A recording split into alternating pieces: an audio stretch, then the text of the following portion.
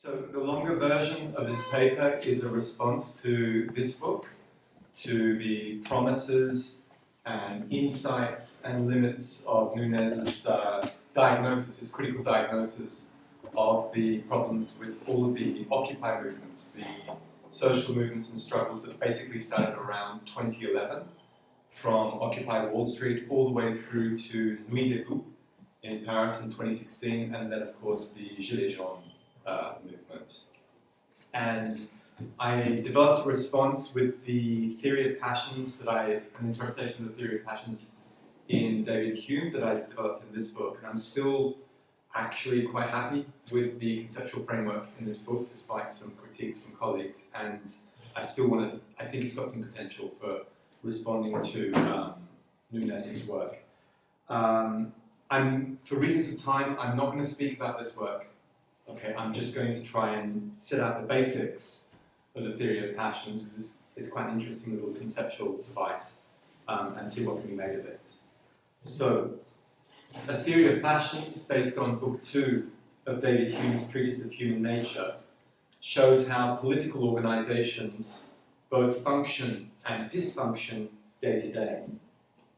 So there are 5 parts. The first part is just called a double relation of ideas and impressions. The basic passions for Hume are pride and humility. With pride, the trigger is an initial impression of pleasure. Let's say the sight of a bright yellow shape and of orange, red, and green shapes. This impression gives rise to the idea of the objects that provoke that pleasure, zucchini and tomato plants.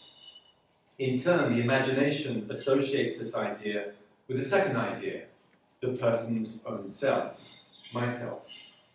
This association often works through the relationship of possession. The initial object belongs to the self. Say, I grew these plants. This association between 2 ideas, the idea of the zucchini and the idea of the self, I grow my own zucchinis, allows a second linkage to occur between 2 impressions. The initial impression of pleasure and another indirect impression, which is the feeling of pride.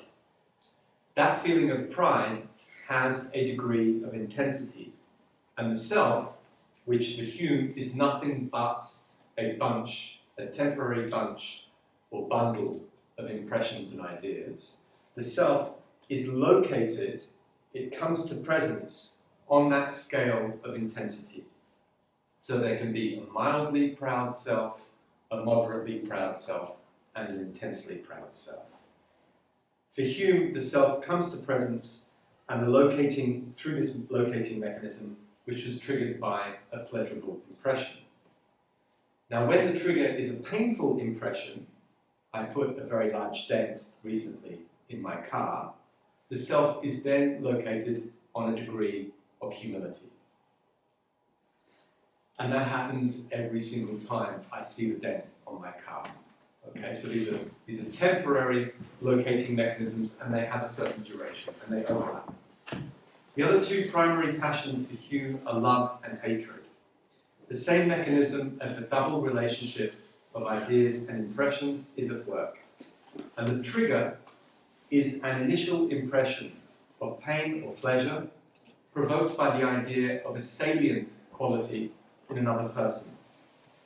For Hume, the qualities that excite love or hatred are precisely those which, when present or absent in ourselves, provoke pride or humility.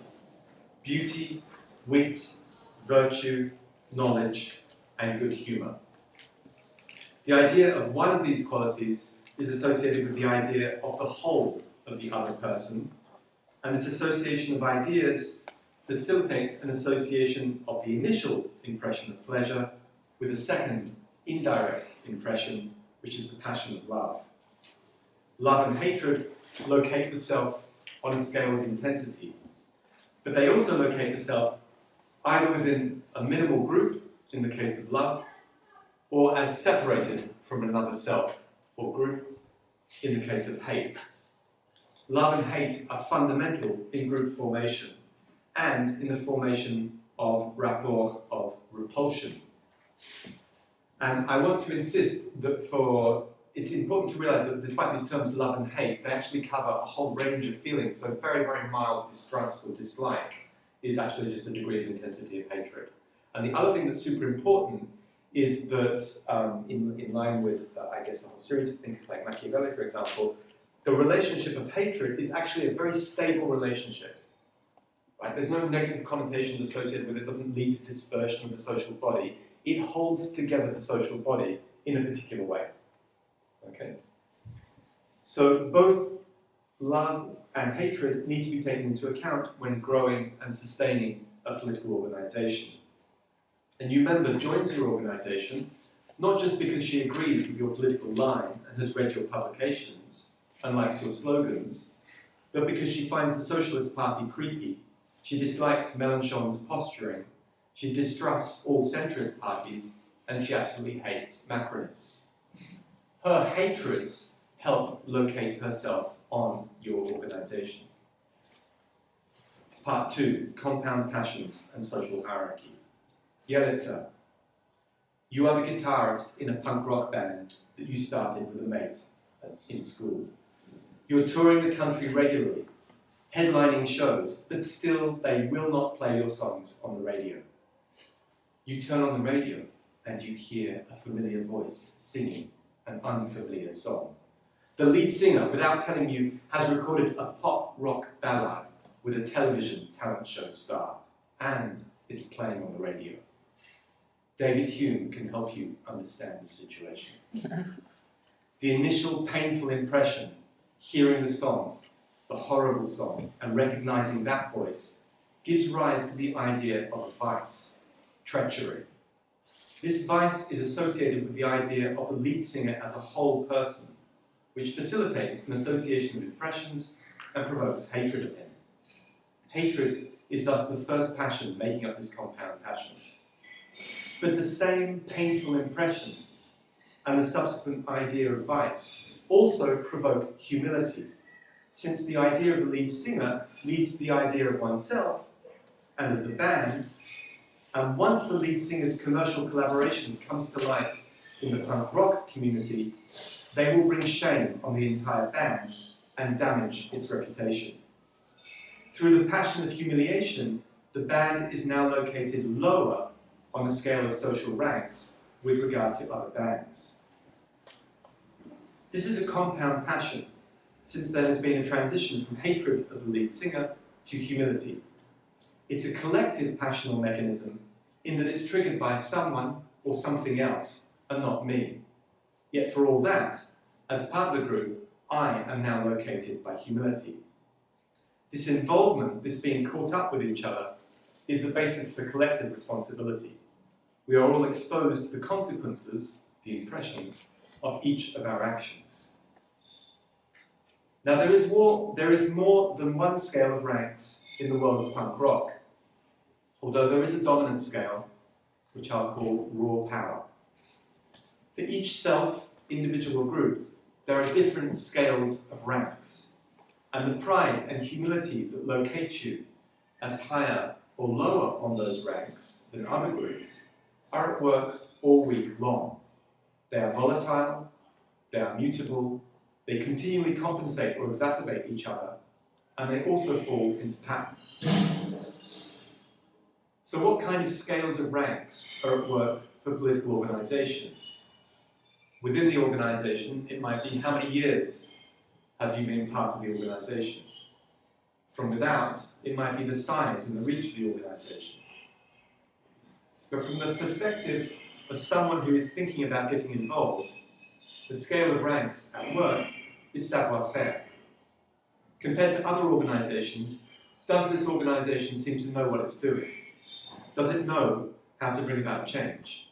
Does it know how to bring about justice? Part 3, formation of groups. Hume identifies two passional mechanisms that lead a self to locate itself on a group. The first is collateral affection. I have a close friend whose politics most of the time I agree with. He joined the local organisation in Brixton and worked on anti-gentrification measures. I come with him to a meeting. Before I get to know his comrades, I already have a tendency to have affection for them. All the more so when I first meet his child. Love spreads, as does hate. In other words, there is a primary object of love or hate, and then, as Hume puts it, the passions of love and hate, I quote, extend themselves towards all the contiguous objects and comprehend the friends and relations of him we love or hate, end quote. In this manner, we form an association between ourselves and an entire group. But our affection for this group is marked by the priority of one particular individual. Let's call her the salient individual. Hume claims that collateral affection occurs with far greater facility when our initial affection is for what he calls the salient individual. I quote, the more considerable, unquote, of the members of the group. So, for instance, he holds it's very easy for us to develop affection for the children of our friend. It is far more difficult and far more unnatural for us to develop affection for our friend's parents. Okay, and I invite you to verify that in your own lives. Hume's account is marked by patriarchal prejudices. It is always the father or the husband who is the salient member of a family. We can remove these prejudices and retain the mechanisms in Hume's theory of the passions. The salient member of a group is always salient for a self that is located on that group. In my friend's family, it is not my friend who is salient for my son, it is his daughter. The relative importance of an object can only ever be a function for Hume of an accumulation of prior associations of ideas on the part of the imagination.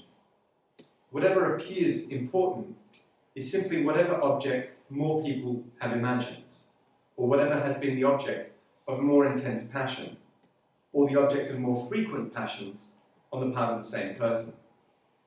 So internal group hierarchy is a sheer function of habits. This is a difficult point and it deserves some consideration. Remember, for Hume, there is no dichotomy between passions on the one side and institutional rules, positions, and routines, or social relations on the other. All inscriptions in the symbolic order are accompanied by the passions. There are no ideas without passion. Part 4. Location of the self within an envelope. Hume remarks a curious phenomenon concerning broken fidelity. Fidelity and treachery are fundamental to political organizations. Hume, however, gives us a far more nuanced and more widely applicable concept of broken fidelity than that found in accusations of apostasy. Hume remarks a dissymmetry when he compares the relationship between children and their remarried mother and the relationship between children and their remarried father. A woman's husband, with whom she has had several children, dies. The woman subsequently remarries. In Hume's estimation, so this is of course Hamlet's situation. In Hume's estimation, this remarriage, in the eyes of her children, considerably diminishes the strength of her relation to them. It happens, I quote, merely because she has become part of another family, end quote. Hume then notes the dissymmetry. I quote, this also takes place with regard to the second marriage of a father, but in a much less degree, end quote. To explain this dissymmetry, Hume turns to the imagination and how it forms relationships. This is a longer quote. In order to produce a perfect relation betwixt objects, it is requisite not only that the imagination be conveyed from one to the other by resemblance, contiguity, or causation, but also that it return back from the second to the first with the same ease and facility, end quote. So if the second object,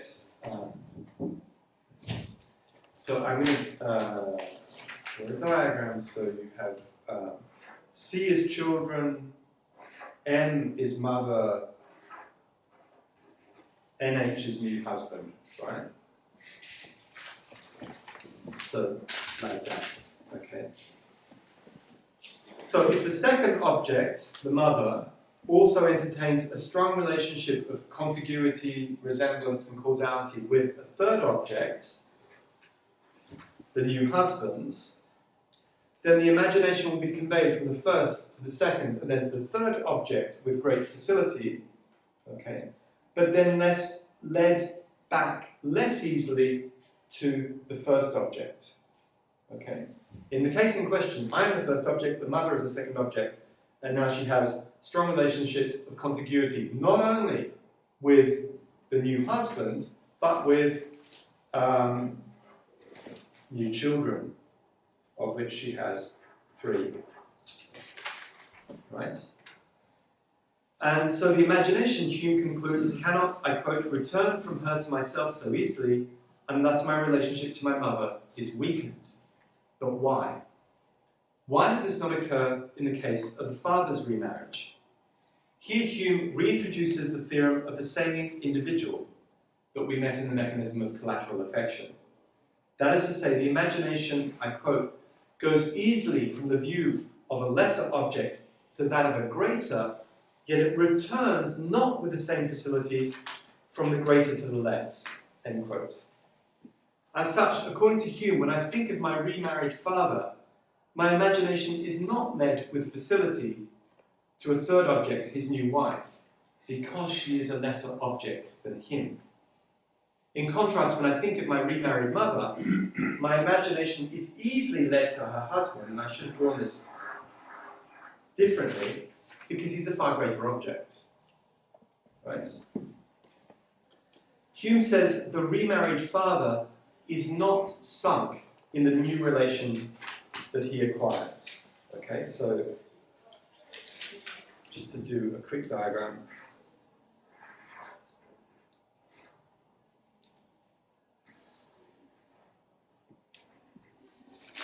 Right, so there's the child, there's the father, all right? He has a new wife, but my relationship of affection doesn't pass very easily to the new wife because she's a lesser object than him, according to Hume, because he's the salient individual of the group.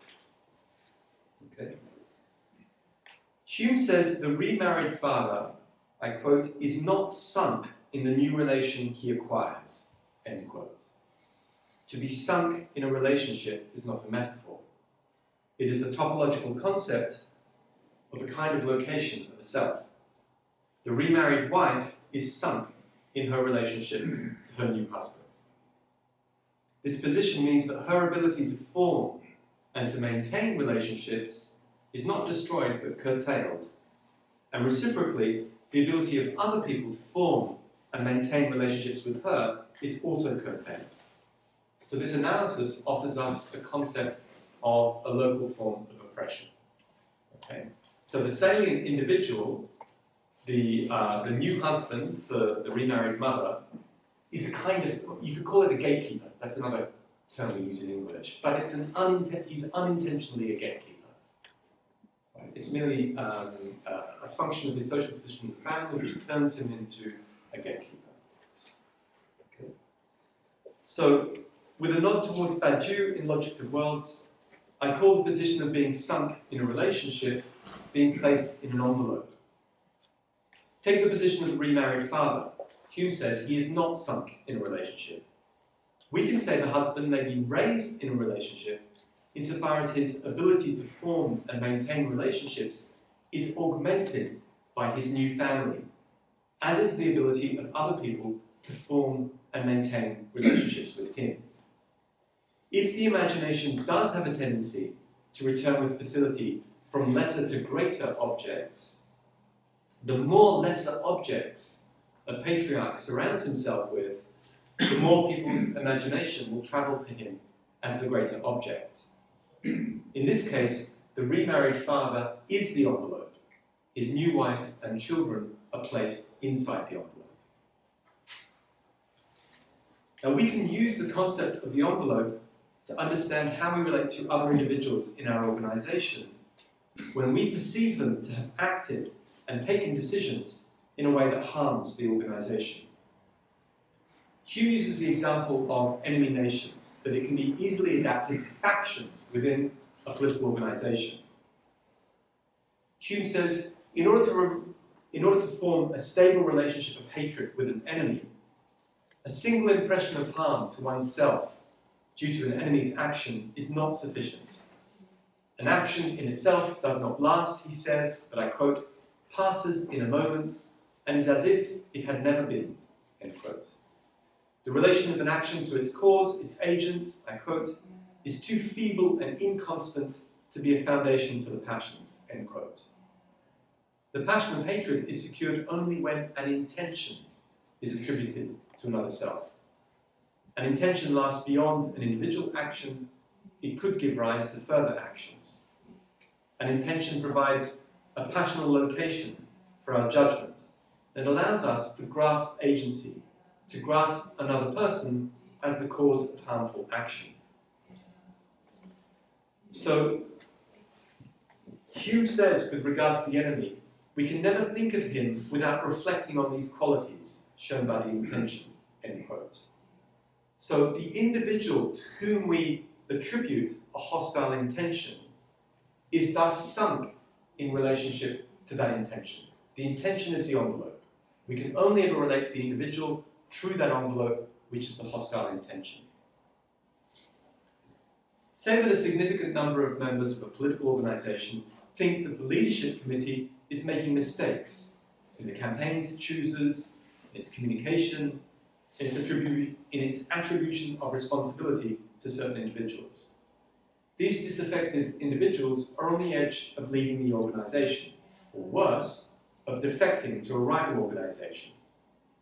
Here they no longer attribute savoir-faire to the leadership committee, they attribute something far worse, enjoyment. Now, whether these affected members are right or not about strategy, little matter. From their collective perspective, the actual people of the leadership committee are sunk within a hostile intention. They're a little bit like remarried mothers. But for Hume, there is a remedy. He says, we can never think of the leadership committee without reflecting on these qualities, the hostile intention, unless repentance and a change of life have produced an alteration in that respect, end quote.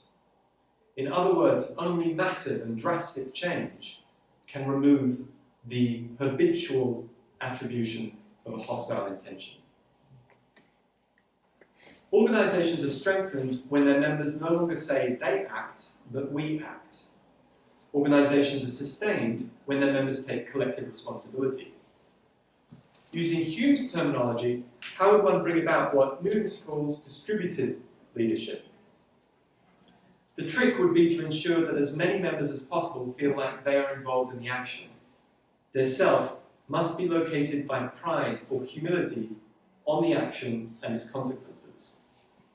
In such a situation, the envelope would be the actions of the organisation themselves, rather than a supposed intention of the central committee. So how do objects gain in passional intensity for Hume? Through repeated association of ideas by the imagination. In a certain sense, the organisation's actions must become a greater object surrounded by smaller objects, consequences, related actions, recipients of the action. One way to do this is to multiply different histories and different interpretations of the action and of its fate. And this would facilitate as many people as possible imagining the action in different ways. We come to one last concept based on Hume's topology of the passions. And this is the part 5. It's the location of the self on an inclusive whole. So this is a concept that I have extrapolated from and added to Hume's theory on the basis of the phenomenon of democratic enthusiasm, which he speaks of repeatedly in his History of England with regard to the leveller agitators within the parliamentary New Model Army during the English Revolution of 1642 to 49. The concept of an inclusive whole can help us with an ancient problem besetting political organizations. Faction. Faction can become so divisive that a party dissolves into a tenuous alliance, ready to explode at the first scandal or controversy. But faction is also a problem at the level of permanent hatred, or what Hume calls extended antipathy, that locates the self on another stable group. Say that your political organization wins a victory and enters into power. It then seeks to bring about changes in social relations and institutions. How effective will these changes be if part of the society permanently resists and rejects such changes? How effective can recruitment be for the organisation if certain social classes are exclusively seen as natural recruiting pools for enemy political parties? When do these zero-sum games come to an end? How can antagonism be the last word in politics if justice is to be constructed? Given the social hierarchy, certain individuals are said to be sunk in relationships, such that their ability to form new relationships or maintain old relationships is severely curbed. The case of the remarried mother. The converse case is that of the husband who is raised by a relationship to a new family. Hence, within a hierarchically structured society, we have a simple theorem. Any relationship that sinks an individual within a group conversely raises the other partner of that relationship. Again, this is a zero-sum game in a differential social order. One person's rise entails another person's fall.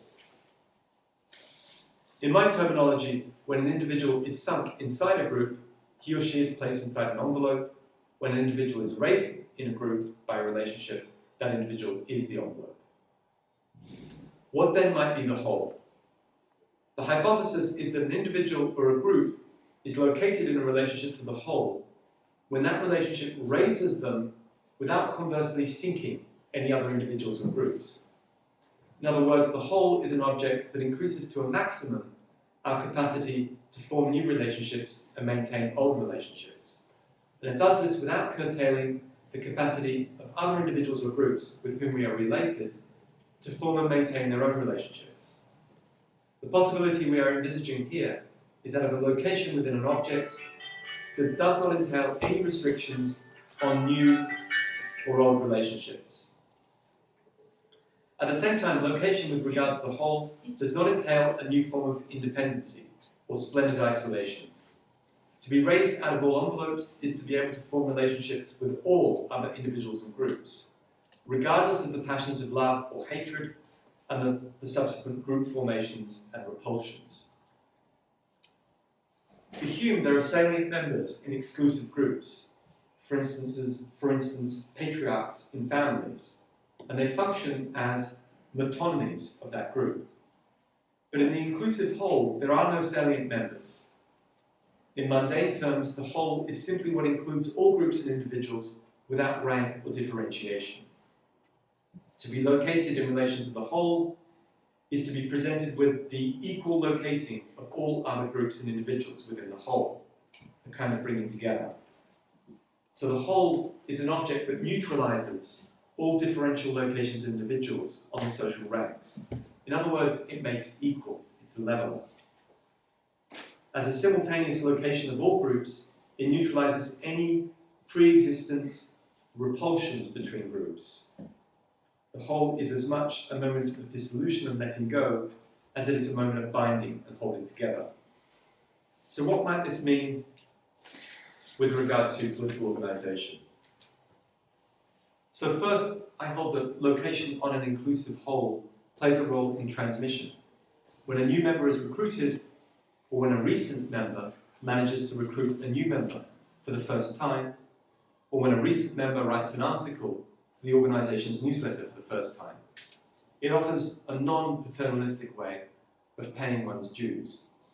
It offers a way of locating the self that does not rely on dislike or hatred or humility with regard to other political organizations. It's a way in which the organization maintains a relationship to the people in the generic form. It's a moment of the indetermination of the organization, when a self locates itself on the whole of the people by the simple action of engaging in the sphere of politics, politics that affect the people, rather than watching the show go by on the media. Second, this is not the same thing as a nationalistic or patriotic moment, nor even a humanist moment. These would involve the assertion of a particular universal, and in Hume's terms, a differential or exclusive whole with regard to other wholes, other nations, other societies, other father or motherlands. But there's no such thing as two wholes. Countable plurality doesn't work here. Location on an inclusive whole suspends momentarily all differential locations. It's the affirmation at the basis of any action, or for critique, desire, reclamation, or decision. Why is such a moment important for growing and maintaining a political organisation? Because it reminds us that growth and maintenance are not the only games in town, that our organisation is nothing without every single one of the passional locations that continually form and deform it, including hatred. It reveals the organisation's belonging to an unnameable whole. It shows that the organisation, even in its name, is incomplete. This moment undoes faction. All envelopes are dissolved, and all hostile intentions of the other lose their intensity at the same time as each self's capacity to build and maintain relationships is augmented. At the same time, through dissolving faction, ever so briefly, this concept of location on the inclusive whole is not so reconciliatory, not so humanist, since it gives us another definition of the enemy in politics. The enemy is any self who refuses location on an inclusive whole and who maintains all differential sinking in envelopes.